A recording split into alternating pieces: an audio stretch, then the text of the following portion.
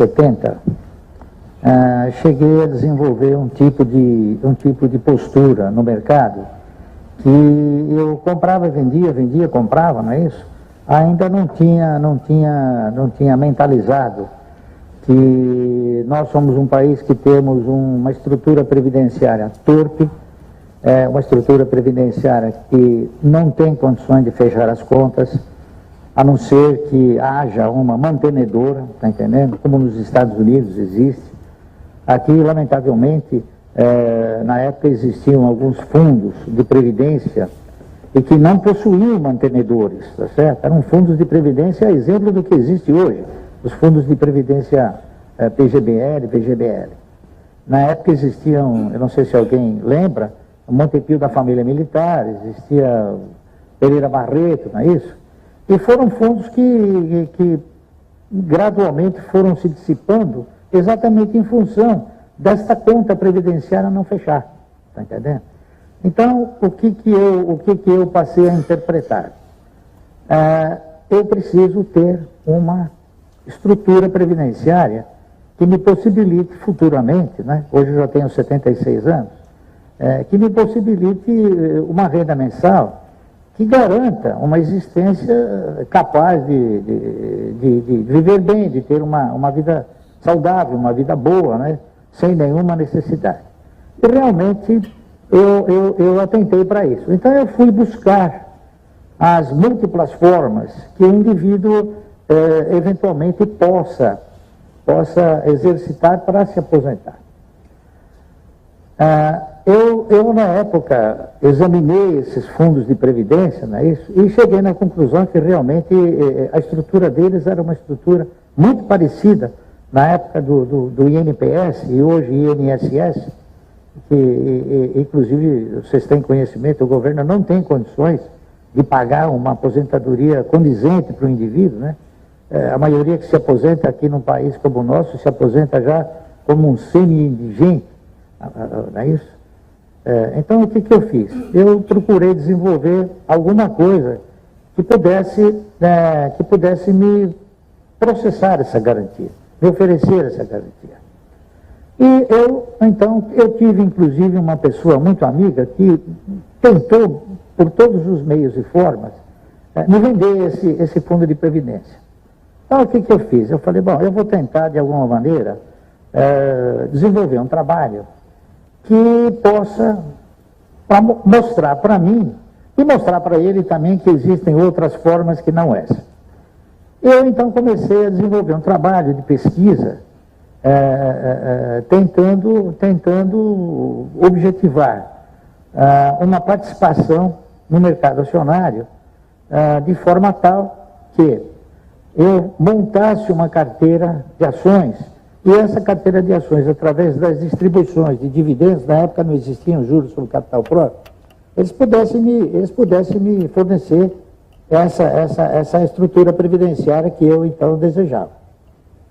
Na época, eu fiz um estudo profundo e cheguei a uma conclusão.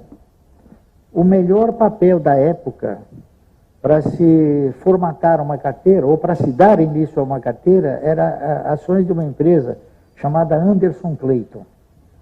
Eu fiz um trabalho sobre essa empresa, procurando desenvolver uma aplicação permanente, gradual, sistemática, durante um período, não é isso?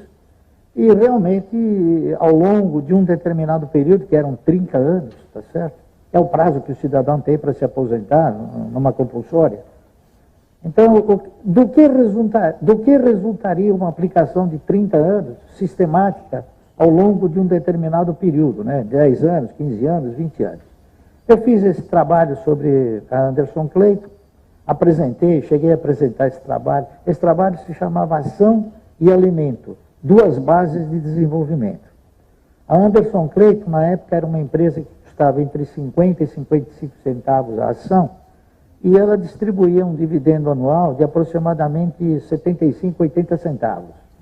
Então, ela dava aquilo que, na época, era a inflação, 12%, 13%, 14%. Muito bem. Eu fiz esse trabalho e tentei editá-lo. Fui na Anderson Clayton, mas o vice-presidente Anderson Clayton Dr. Guilherme de Jesus Falavina, na época, ele chegou para mim e falou: Bárcia, esse seu trabalho é um trabalho espetacular, é um trabalho muito bom. Mas eu vou confessar uma coisa a você. Você sabe quem é o proprietário da Anderson Clayton? Eu falei: não. Os proprietários da Anderson Clayton são duas velhinhas de 90 anos. Eu não sei quanto tempo elas vão resistir para vender a Anderson Clayton. E realmente, 2 anos depois, a Anderson Clayton foi vendida para a estrutura Gessiler.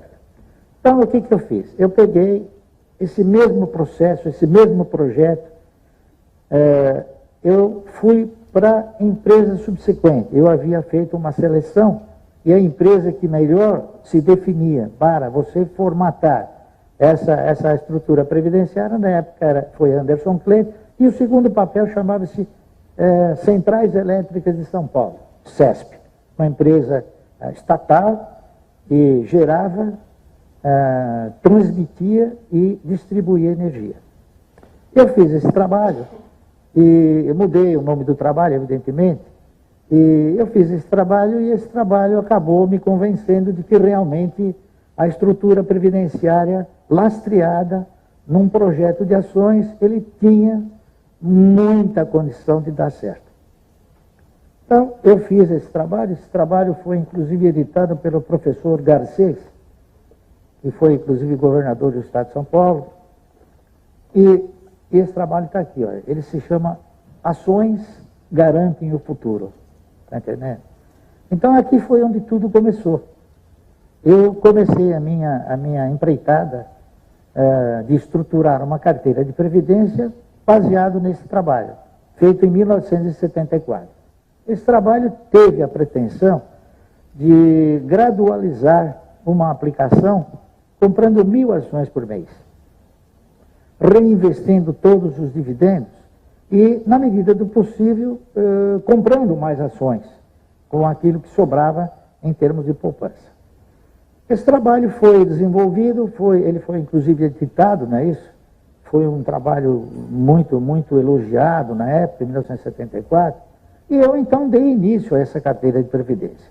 Essa carteira de previdência, então, ela foi estruturada e a consequência disso foi o quê?